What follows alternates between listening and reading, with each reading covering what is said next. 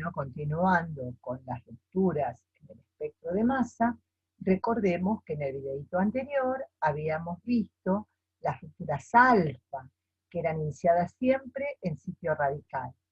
Habíamos visto también los diferentes sitios de ionización de la molécula y vimos que cuando existe heteroátomo, el sitio preferido de ionización es el heteroátomo.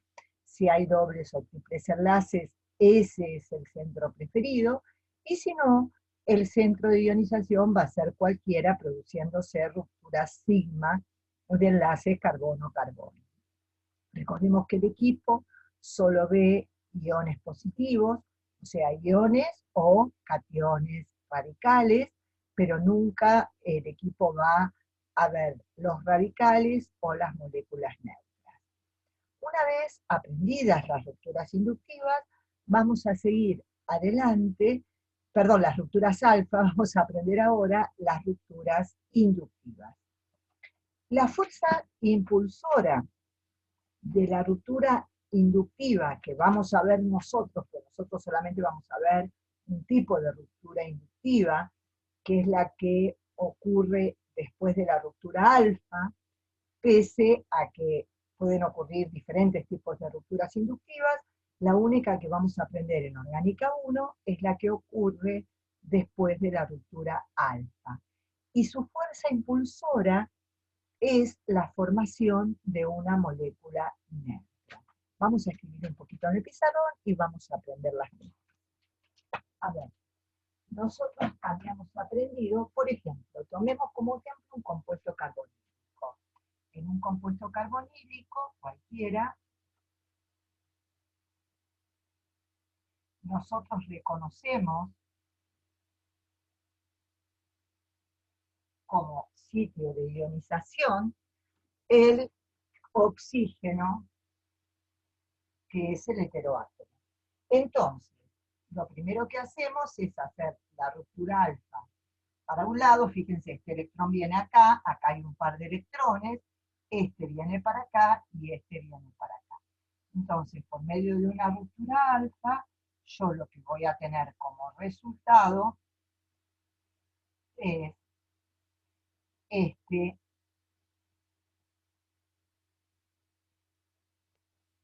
perdón, no sé por qué puse un hidrógeno, este ion más este radical. Este es el resultado de lo que vamos a llamar alfa 1. Si yo hago la ruptura para el otro lado, como hicimos en el videíto anterior, ¿qué pasa? Un electrón viene para acá y este electrón viene para acá. Entonces tengo la ruptura que voy a llamar alfa 2, donde voy a tener este radical más este otro ion. Cada uno de estos iones tiene un determinado n sobre z. Y este es el n sobre z correspondiente al catión radical. Dijimos que vamos a aprender la ruptura inductiva después del alfa. Bueno, acá en este caso tenemos una ruptura alfa. Y acá va a ocurrir ahora una ruptura inductiva que, fíjense, voy a borrar para que se note bien porque tal vez no la noten bien, que yo ahora no voy a poner media flecha, sino que pongo una flecha entera. ¿Qué significa? Que los dos electrones van con esta parte de la molécula para formar una molécula neutra que es monóxido de carbono más un ion positivo que es este de determinado n sobre z, que es el que va a ver el equipo. Lo mismo pasa con este otro. Fíjense, los dos electrones van con el CO para formar el monóxido de carbono más este otro ion. ¿Se entiende? Veamos otro ejemplo. A ver si se alcanza a ver todavía en el pizarrón. Sí, un ejemplito cortito. Supongamos un éter. Supongamos que tenemos este éter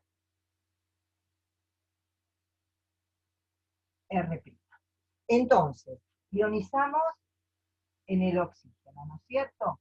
Entonces, la ruptura alfa, ¿cómo sería? Si este viene para acá, este viene para acá. Entonces, la ruptura, y este viene para acá. Entonces, la ruptura alfa va a provocar un radical R' más, si ustedes se fijan, este ion, ¿verdad?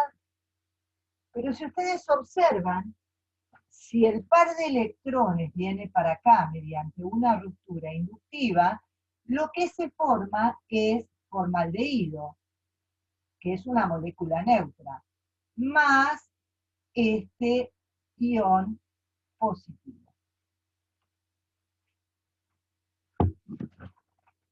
Se los dejo un segundito para que lo miren. Entonces, vuelvo a repetir.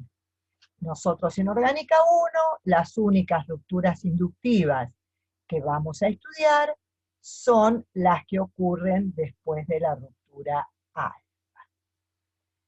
Entonces, ¿qué estudiamos hasta ahora? Rupturas alfa y rupturas inductivas. Ahora vamos a ver la última fragmentación que tenemos que aprender en Orgánica 1, que ya es un reordenamiento que se llama reordenamiento de McLafferty. Es un reordenamiento iniciado en sitio radical de 6 miembros. Enseguidita les voy a explicar. Esto ya lo borro.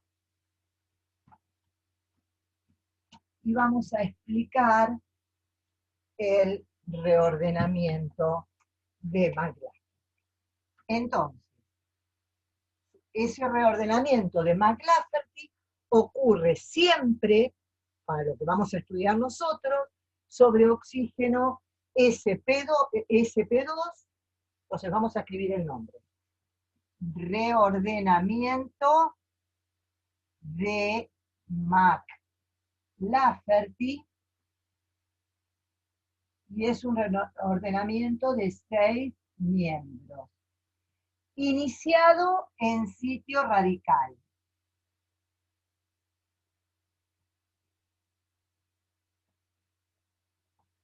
Entonces, siempre ocurre sobre oxígeno sp2, para lo que vamos a estudiar nosotros.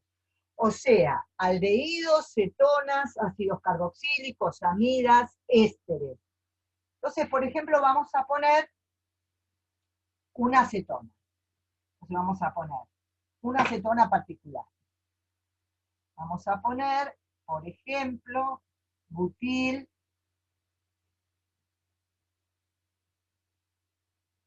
metilcetona.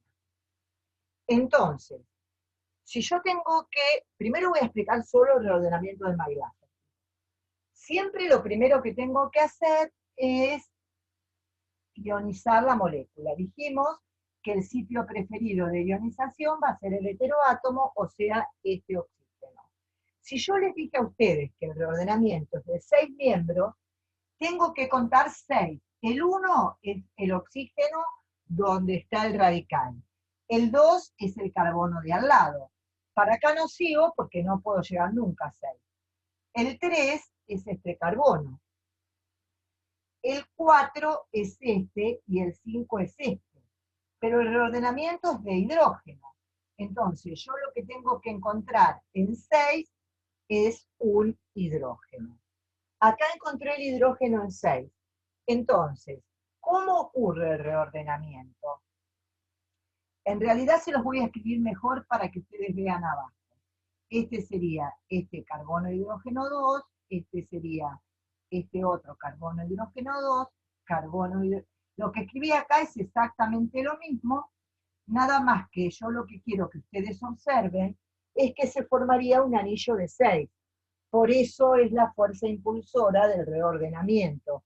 Un anillo de 6, recuerden que es muy estable. Entonces, ¿cómo es el reordenamiento? Si es un reordenamiento, alguien cambia de lugar. ¿Quién cambia de lugar? El hidrógeno que encontré en 6. Vuelvo a contar. 3, 4, 5 y 6. Entonces, este hidrógeno con su electrón y el electrón del oxígeno van a formar una nueva unión oxígeno-hidrógeno. Y el otro electrón va a quedar sobre el carbono.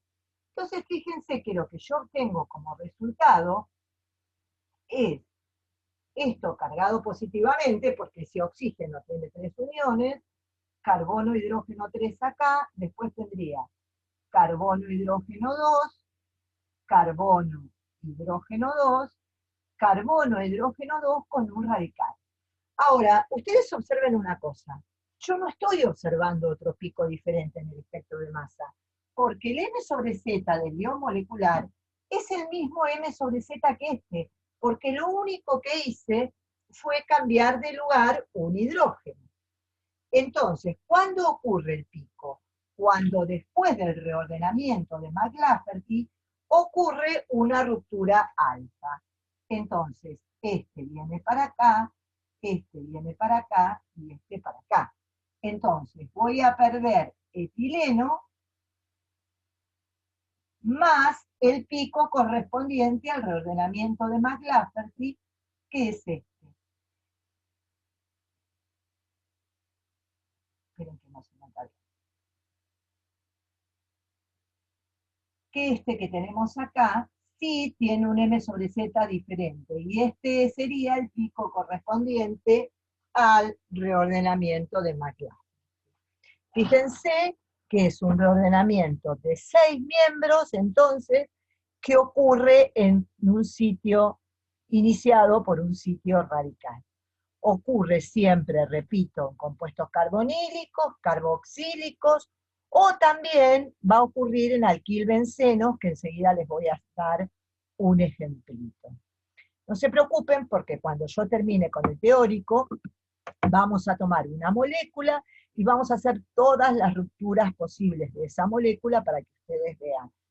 O sea, cuando ustedes resuelvan un problema de espectroscopía, lo que les conviene hacer es utilizar el RMN para determinar cuál es la estructura de la molécula.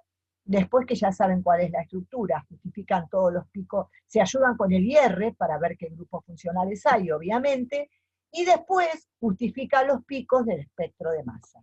Dejen para lo último justificar los picos del espectro de masa una vez que ustedes conocen la molécula. Eso es lo que se pretende en este curso de Orgánica 1. Muy bien. Vamos a ver un ejemplito ahora, porque dijimos que también ocurre en aromáticos. Entonces, en alquilbencenos, o sea, yo tengo que tener un benceno con un sustituyente R que sea lo suficientemente grande para que yo, cuando ionice, pueda contar hasta 6. Yo voy a ionizar el anillo, esta doble unión del anillo aromático, y voy a tener que encontrar a partir del sitio, no nos olvidemos que acá hay todos hidrógenos. Lo pongo para que ustedes vean esto, ¿no? Entonces, este es mi 1, este es mi 2, 3, 4, 5, y el hidrógeno este es mi 6. Entonces, nuevamente, este electrón, junto con uno de los electrones de acá y el otro viene para acá, va a hacer que ocurra el reordenamiento. Entonces, yo pongo así reordenamiento de hidrógeno, porque lo que se reordena es un hidrógeno. El resultado de esto va a ser lo siguiente. Acá voy a tener carbono, hidrógeno 2, carbono, hidrógeno 2, carbono, hidrógeno 2, radical.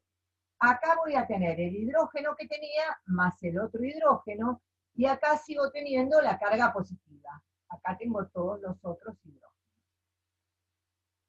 Hasta ahora, el M sobre Z es exactamente el mismo. La ruptura alfa ocurre después, o sea, en este momento es la ruptura alfa iniciada en sitio radical.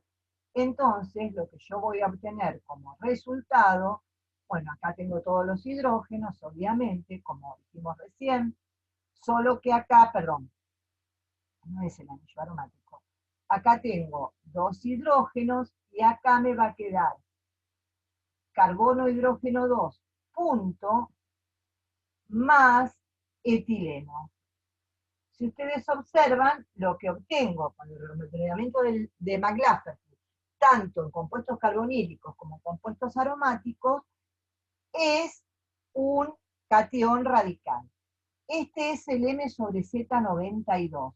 ¿Por qué les aclaro esto? Porque ustedes van a ver que cuando tengan fenilalcanos, como este que pusimos de ejemplo, que era el propilbenceno, ¿no es cierto? Supongo que ustedes tengan el propilbenceno, van a ver que en el caso, siempre de los fenilalcanos, el pico base es una ruptura sigma que genera este ion, que es el M sobre Z91, que es el pico base del espectro siempre que hay alquilbenceno. ¿Por qué?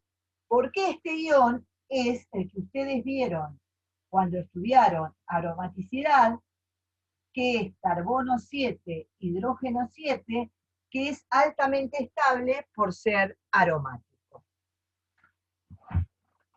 Muy bien, con esto terminaríamos lo que son las rupturas que ustedes tienen que saber. Ahora vamos a compartir pantalla para ver el resto del teórico y después les voy a hacer un ejemplito a ustedes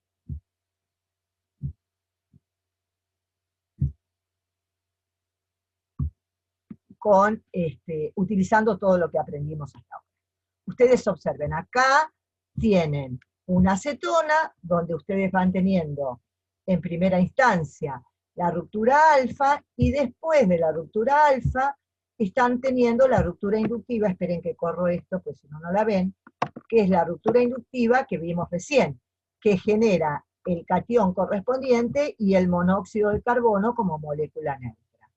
Acá tenemos otro ejemplo, donde la alfa es para el otro lado, entonces se genera, recuerden cómo es la alfa, este viene para acá, este viene para acá, y el otro viene para acá, generando el radical metilo y este ion, que luego la fuerza impulsora de llevarse los dos electrones, esta parte de la molécula, es la generación, falta acá más CO, la generación de la molécula neutra, monóxido de carbono, y este ion, que es el M sobre Z29.